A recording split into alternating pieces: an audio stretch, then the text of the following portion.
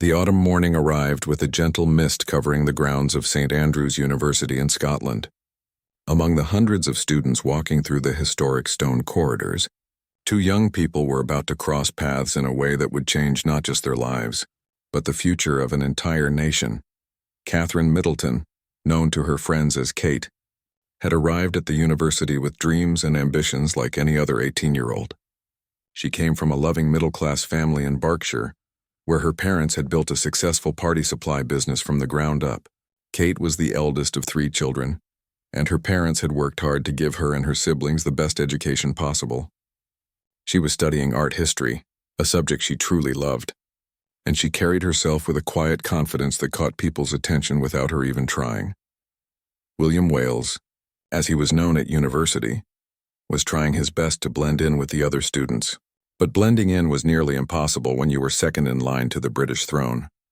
The young prince had chosen St. Andrews partly because of its remote location in Scotland, hoping it would give him a taste of normal life away from the constant glare of cameras and public scrutiny. He wanted to be just another student, attending lectures, making friends, and figuring out who he was beyond his royal title. Their first meeting was unremarkable in the way that most significant moments in life often are. They lived in the same residence hall, St. Salvator's, and would pass each other in the corridors or see each other at breakfast in the dining hall. Kate noticed William, of course. Everyone knew who he was, even though most students respectfully gave him space. But she did not chase after him or try to get his attention like some others did. She simply nodded politely when they made eye contact and went about her day. William noticed Kate too. There was something different about her. While other students either avoided him out of nervousness or tried too hard to befriend him because of his status, Kate treated him with a natural ease. She was friendly but not pushy, interested but not intrusive. She had her own life, her own friends, and her own goals. This was refreshing for William, who had spent his whole life around people who wanted something from him, or who changed their behavior because of who he was. As the weeks passed, they began to run into each other more often. They discovered they shared some classes and had mutual friends. Small conversations turned into longer discussions about their coursework, about Scotland, about life. William found himself looking forward to these encounters. Kate made him laugh. She challenged his opinions in a respectful way. She was smart and well-read, and she did not seem intimidated by him at all. One evening, a group of students from their residence hall decided to organize a night out at a local pub. Both William and Kate were invited.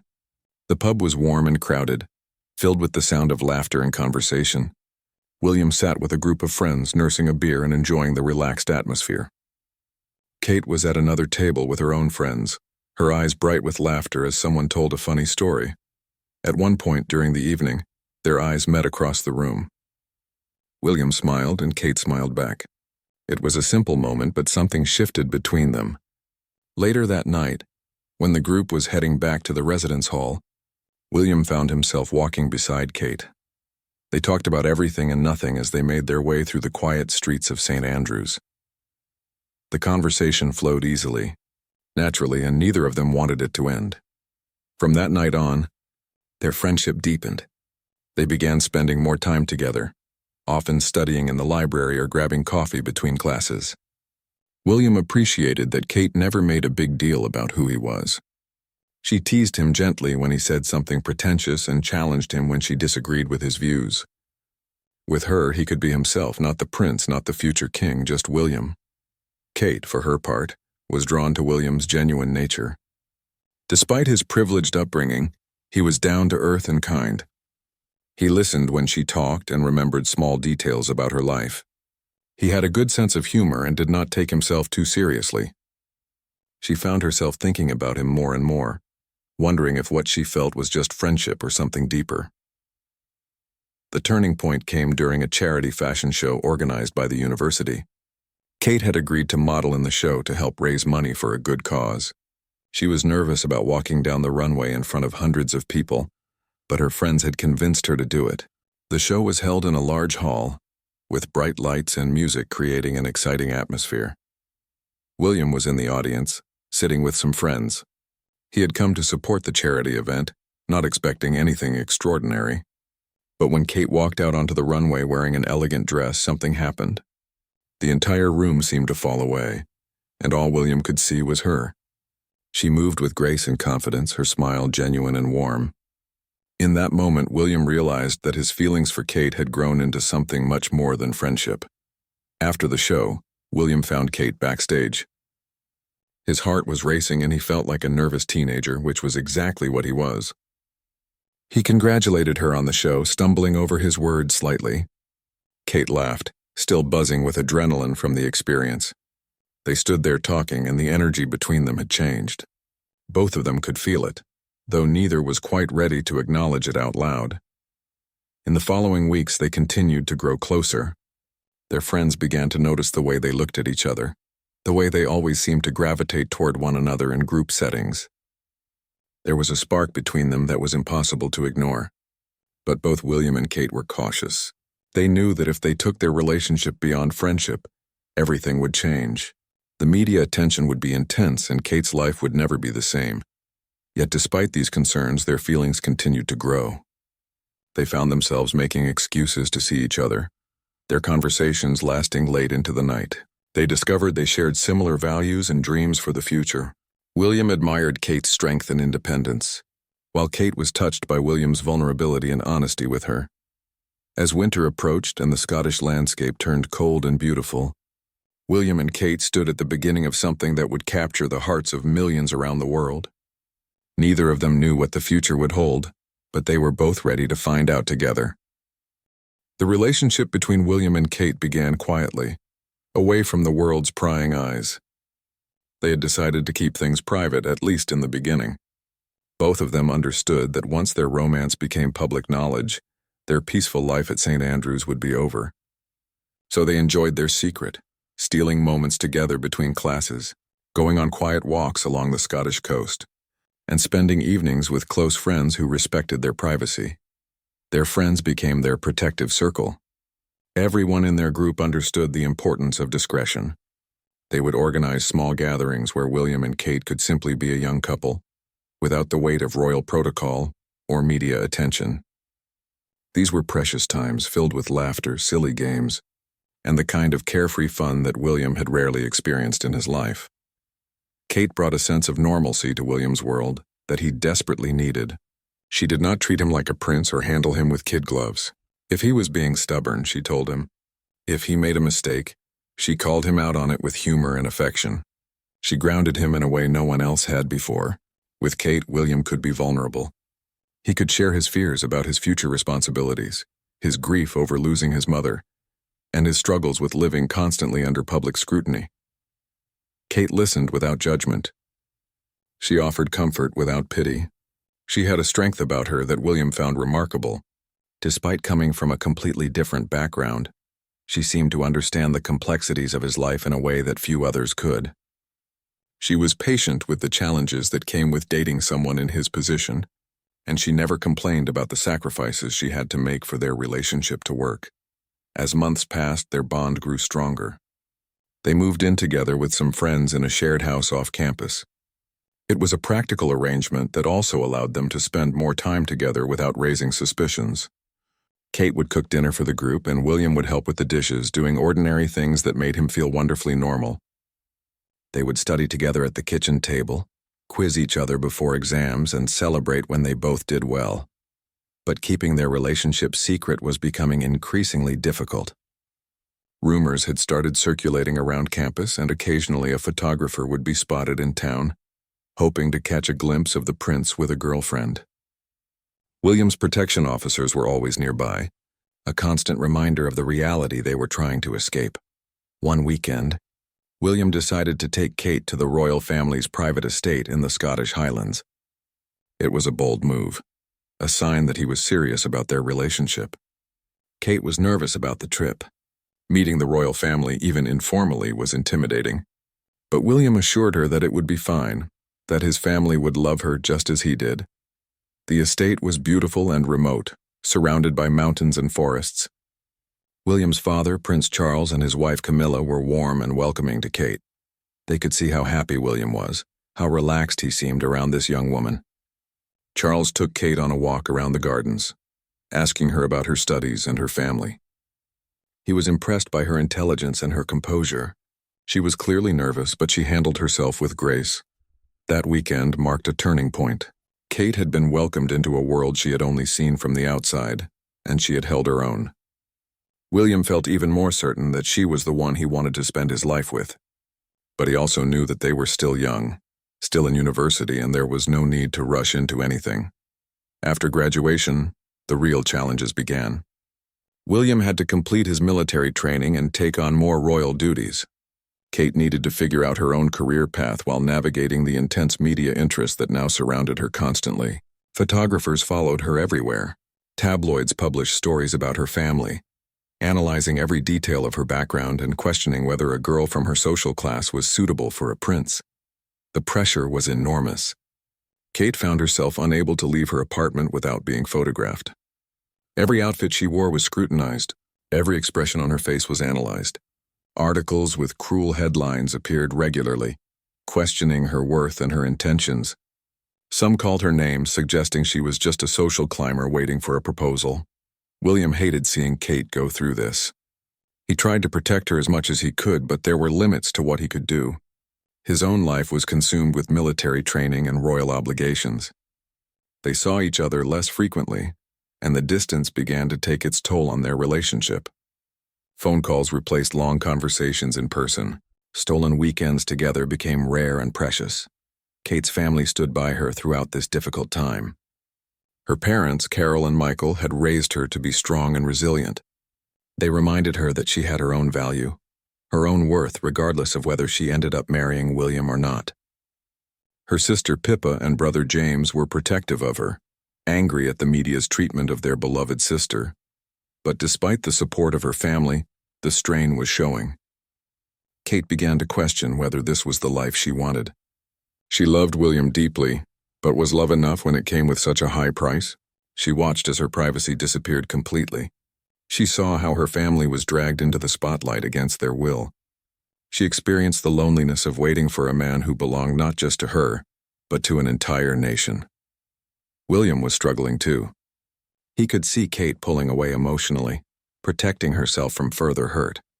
He was torn between his duty to his country and his love for this woman. His military commitments meant he could not be there for her the way he wanted to be. His royal position meant he could not defend her publicly, or stop the cruel treatment she received from certain media outlets. One evening, after a particularly difficult week, they had a serious conversation. Both of them were exhausted from trying to make the relationship work under impossible circumstances. They talked for hours about their feelings, their fears, and their frustrations. The conversation was painful but honest. They both knew something had to change. The decision they reached broke both their hearts. They agreed to take a break, to spend some time apart to figure out what they really wanted. Maybe the pressure had become too much too soon. Maybe they needed space to grow individually before they could build a life together. Or maybe, despite their love for each other, they were simply not meant to be. When the news of their split became public, the media had a field day. Everyone had an opinion about why they had broken up and who was to blame. But William and Kate stayed silent, dealing with their heartbreak privately. For the first time in years, Kate could breathe without cameras in her face, and William had to face the possibility that he might have lost the love of his life. The months following the breakup were harder than either William or Kate had anticipated. They had expected to feel relieved, freed from the constant pressure and scrutiny. Instead, they both felt a profound sense of loss. William threw himself into his military training, pushing his body and mind to the limit to avoid thinking about what he had given up. Kate tried to rebuild her life, spending time with friends and family, attempting to rediscover who she was outside of being William's girlfriend. Kate's friends rallied around her. They took her out to clubs and parties, trying to help her have fun and move on. The media photographed her dancing and laughing, and published stories suggesting she was perfectly happy without William.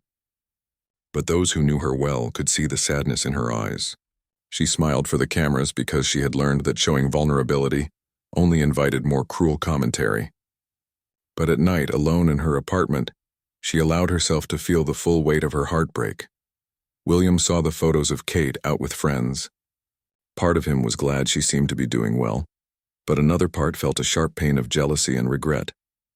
He missed her terribly. He missed their conversations, her laugh, the way she understood him without him having to explain. He missed the feeling of being truly known by another person. His friends tried to distract him, but nothing worked. No matter where he went or what he did, thoughts of Kate were always there. At a military ceremony, William found his mind wandering during the formal proceedings. He was going through the motions of his royal duties, but his heart was not in it. One of his fellow officers noticed his distraction and asked if he was all right. William gave a standard answer about being tired, but the truth was he felt empty. He had spent his whole life being told about duty and responsibility, about putting the needs of the country before his own desires. But what good was duty if it meant losing the person who made him feel most alive? Meanwhile, Kate was doing her own soul-searching.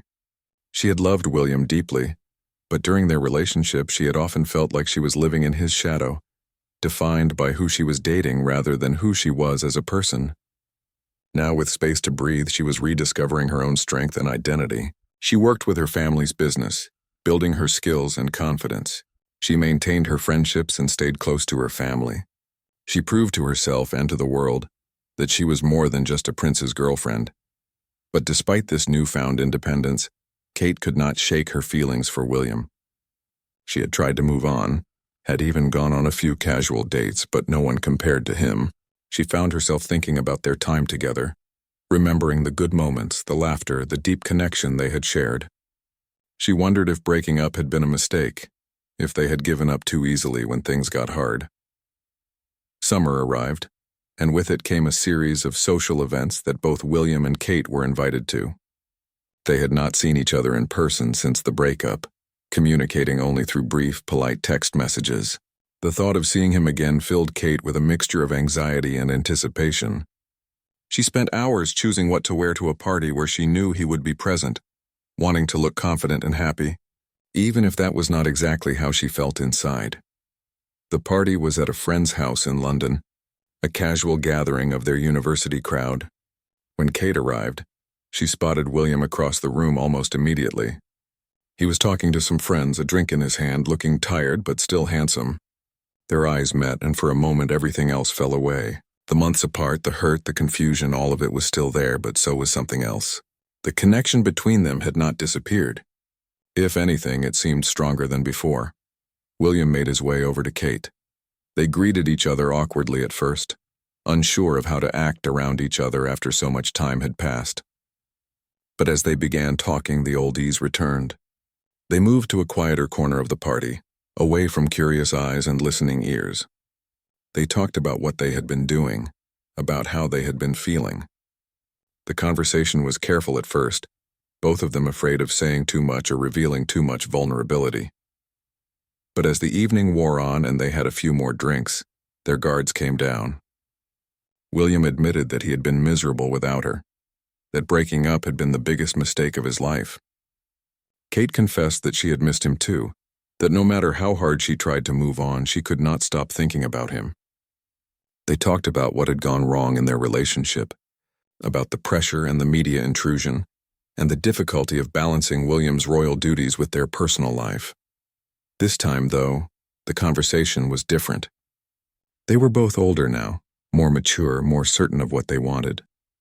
Kate told William that if they got back together, she needed him to fight for their relationship, to show the royal family and the media that she mattered to him. William promised that he would, that he had learned his lesson about taking her for granted. He told her that she was the one he wanted to spend his life with, and that he was willing to face any challenge to make that happen. They left the party together that night, walking through the quiet London streets, holding hands like they used to. It felt right, like coming home after a long journey.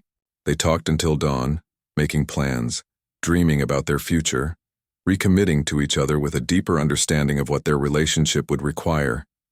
The reconciliation was kept quiet at first.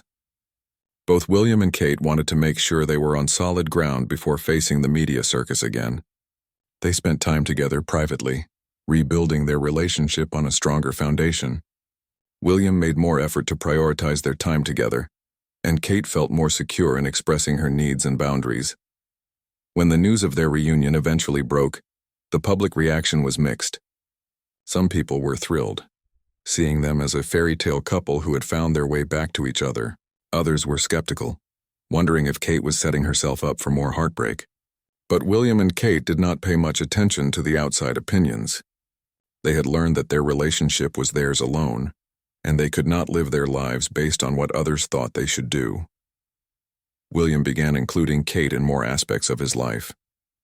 She met more members of his family, attended events with him, and slowly became integrated into his world.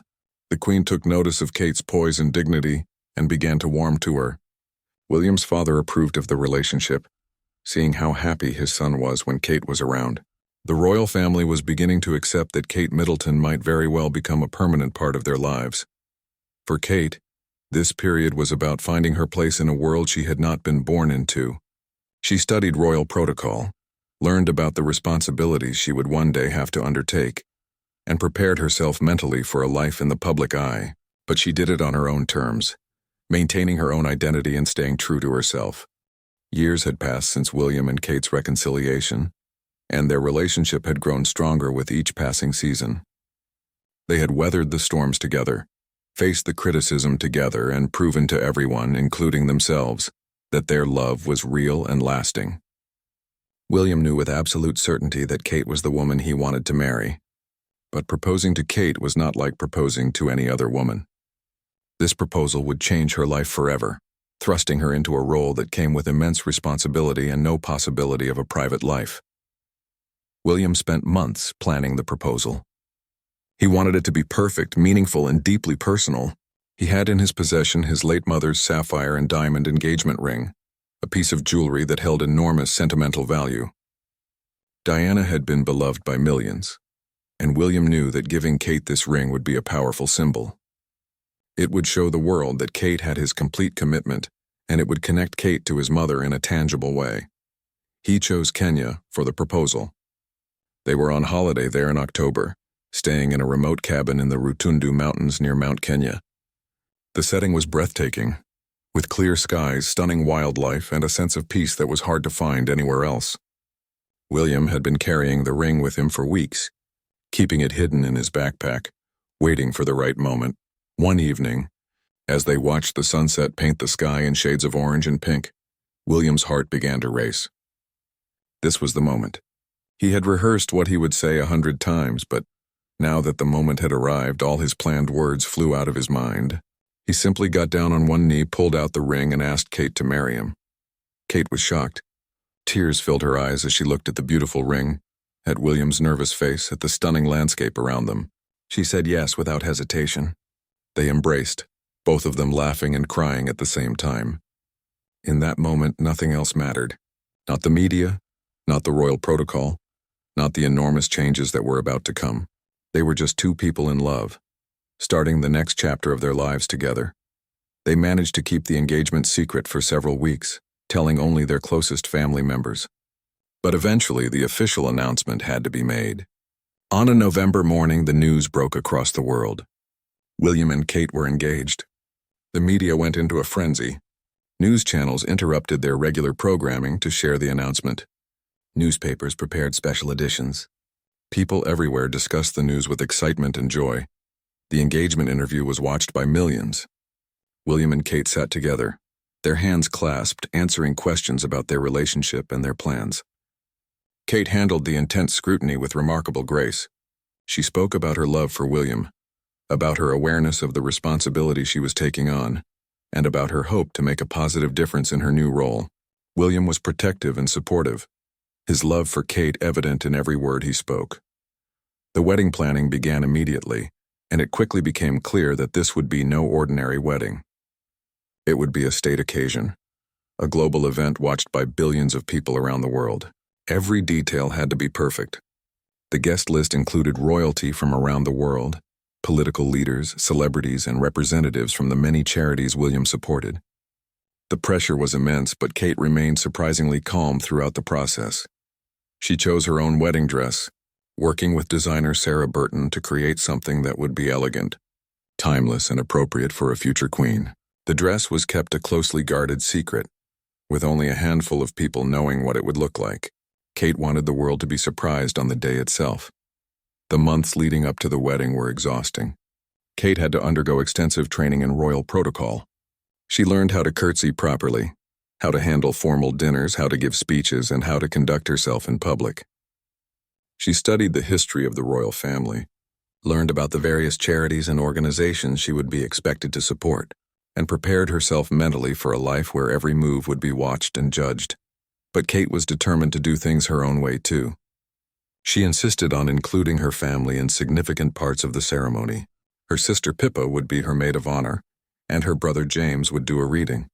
She wanted her wedding to reflect both the traditions of the royal family and the values of her own family. The wedding day arrived on a beautiful spring morning in April. London was decorated with flags and flowers. Thousands of people lined the streets hoping to catch a glimpse of the bride and groom.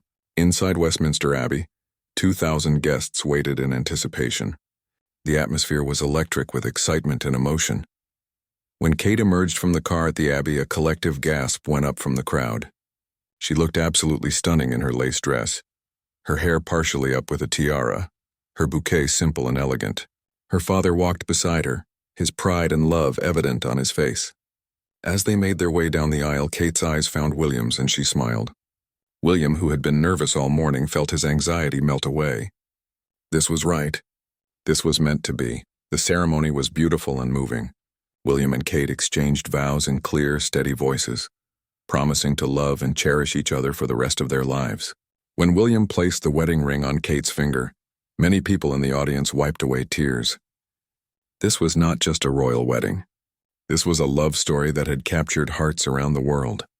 After the ceremony, William and Kate rode through the streets of London in an open carriage, waving to the enormous crowds that had gathered to celebrate with them. The joy and excitement were palpable. People cheered and waved flags, calling out good wishes and congratulations. Kate looked radiant, overwhelmed by the outpouring of love and support. On the balcony of Buckingham Palace, William and Kate appeared with the royal family, and the crowd roared in approval. When they kissed, a tradition at royal weddings, the cheer that went up could be heard across London. In that moment, Kate officially became Catherine, Duchess of Cambridge, and her life would never be the same.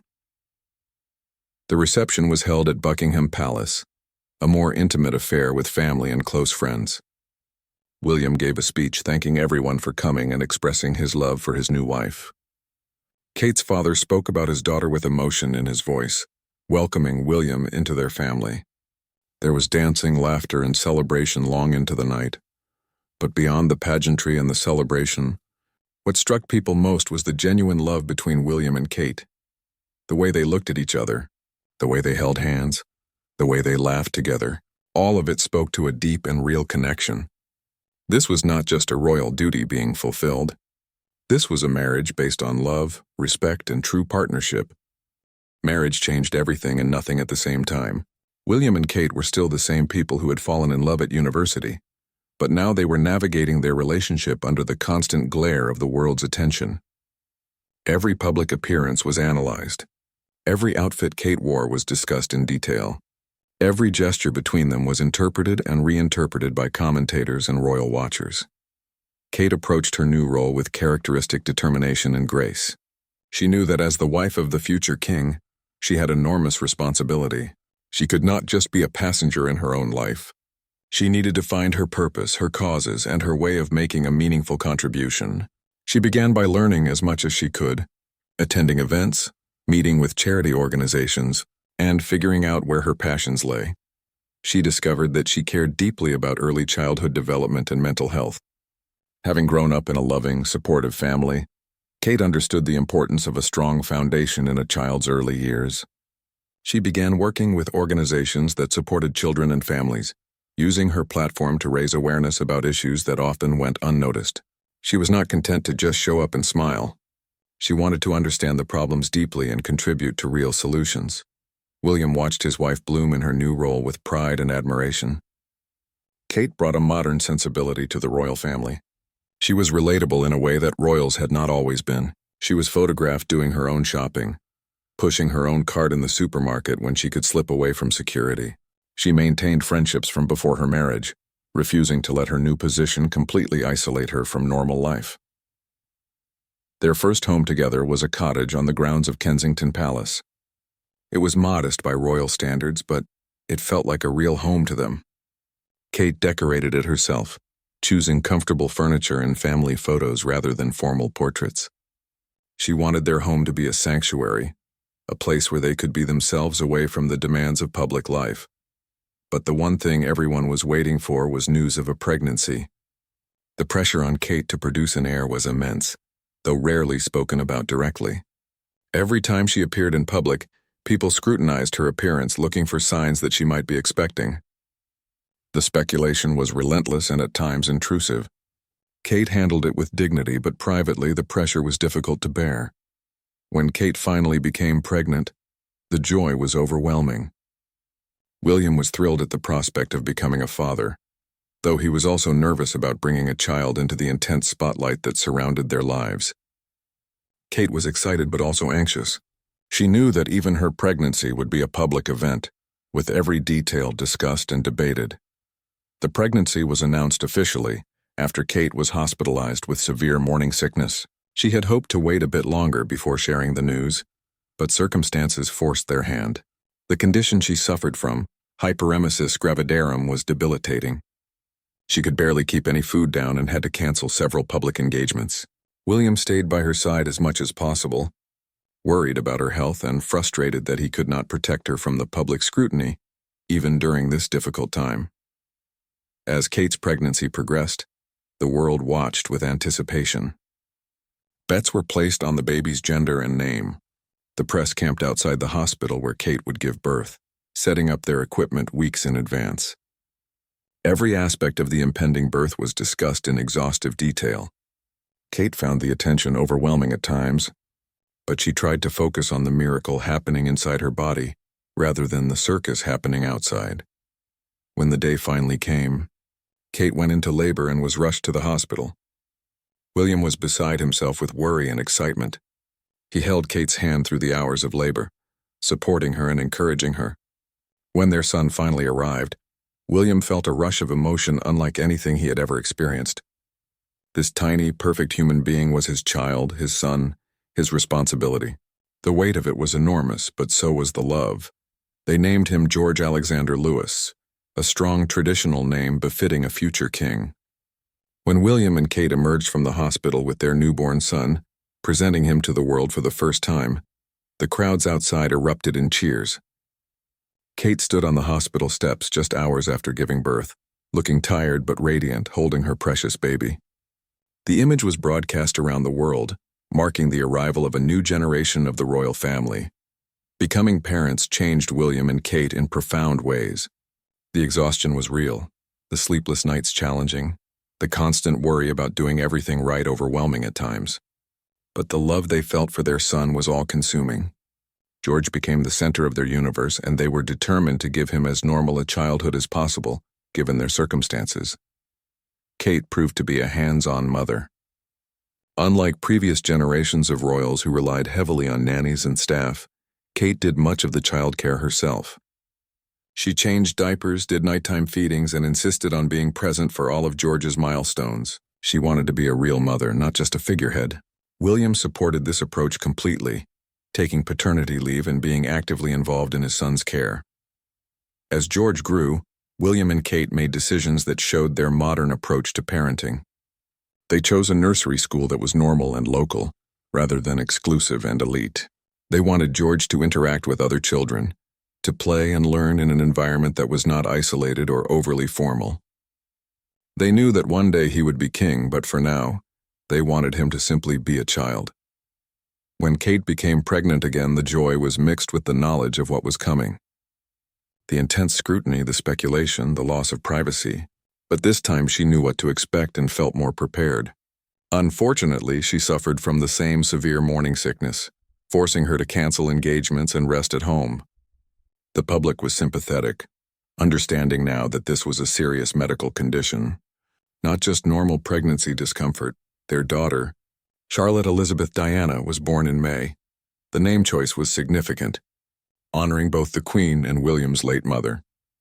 When they emerged from the hospital with their daughter, George came to meet his baby sister, holding his father's hand and looking curious about this tiny new person.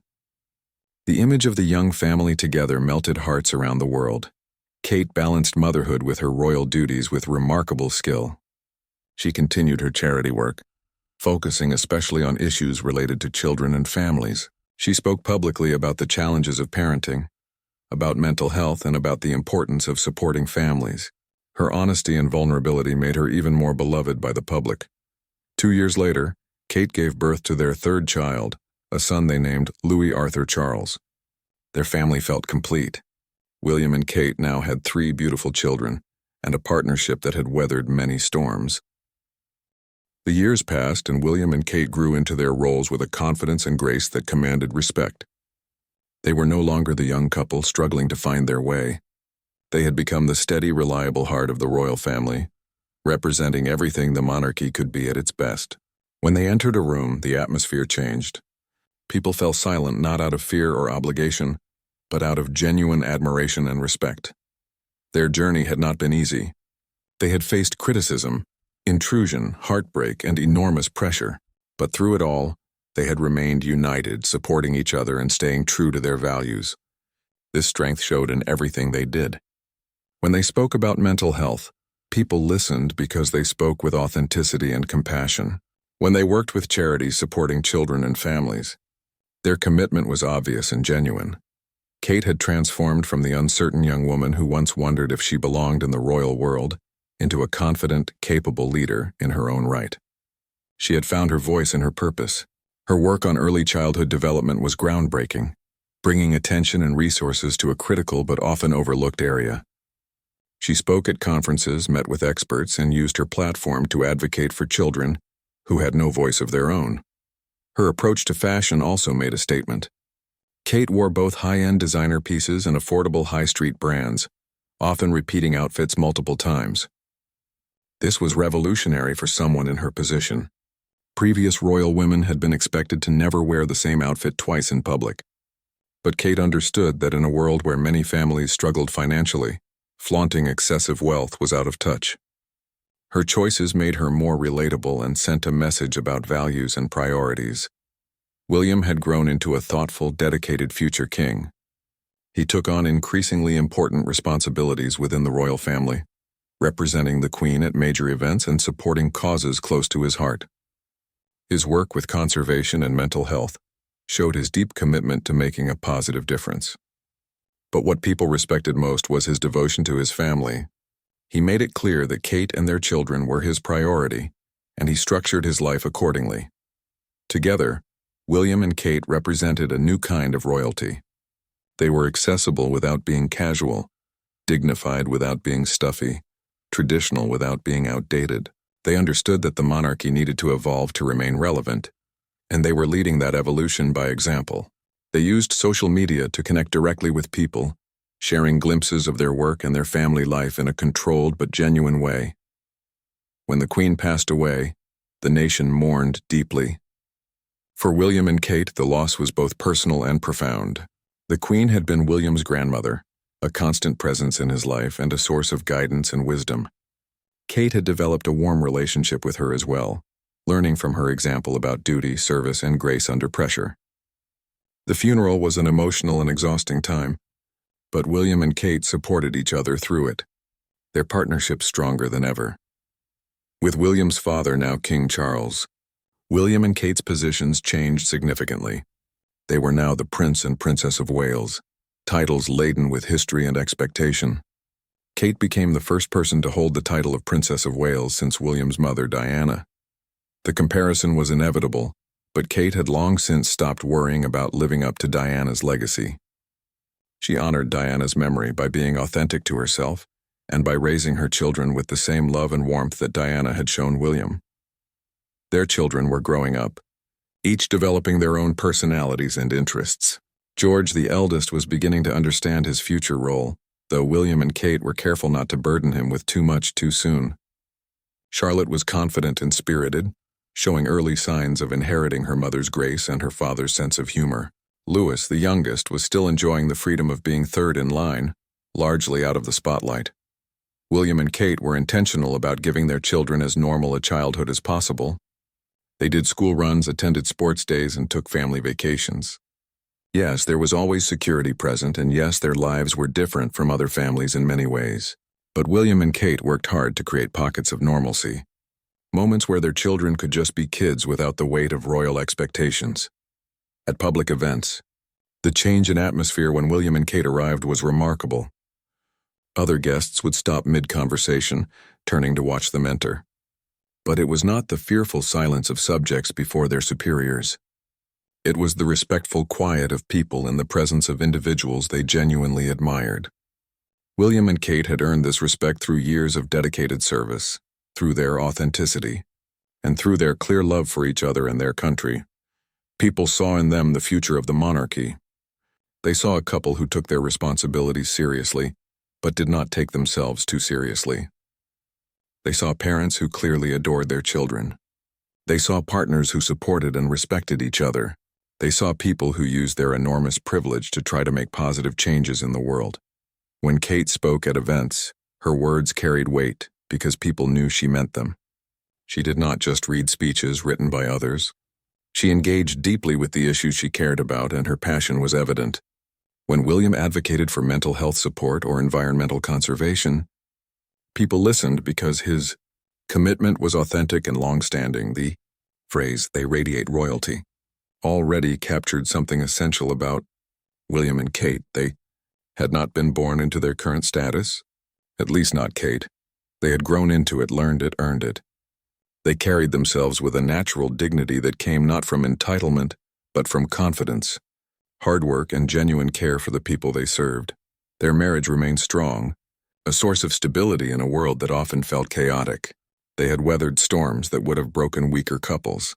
They had supported each other through grief, stress, criticism, and overwhelming responsibility. Their partnership was the foundation upon which they built everything else. Looking at them now, it was hard to remember the uncertain young couple who had once broken up, unsure if they could make it work. They had come so far, overcome so much, and built a life together that was both extraordinary and, in its own way, beautifully ordinary.